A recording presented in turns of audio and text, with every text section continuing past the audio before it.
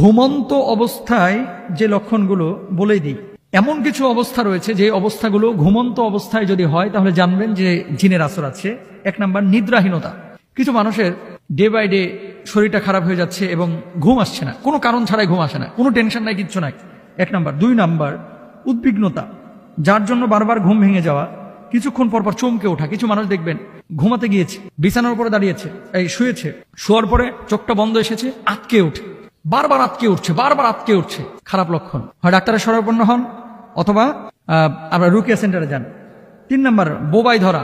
বোবা যখন ধরে তখন তো মাশাআল্লাহ ডাকছেন, পাশের ভাইরে কিলায় উঠাইতে পারতেছেন না, অথচ আপনি কিলাচ্ছেন না, কিন্তু মনে হচ্ছে আপনি কিলাচ্ছেন, ধাক্কাচ্ছেন, মারে ডাকতেছেন, বউরে ডাকতেছেন, কেউ সাড়া দিচ্ছে না।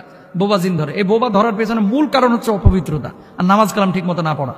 আর যেই বিছানায় খান ওই বিছানায় আপনার পোলায় মুতে, ওই বিছানায় আবার ঘুমান, পরিষ্কারও করে না অনেকে ঠিক মতো, মাইন্ড করেন না। অপবিত্র বিছানা যত বেশি হবে সেই বিছানায় বোবা জিন তত বেশি আসবে। আল্লাহ বুঝদান করুন।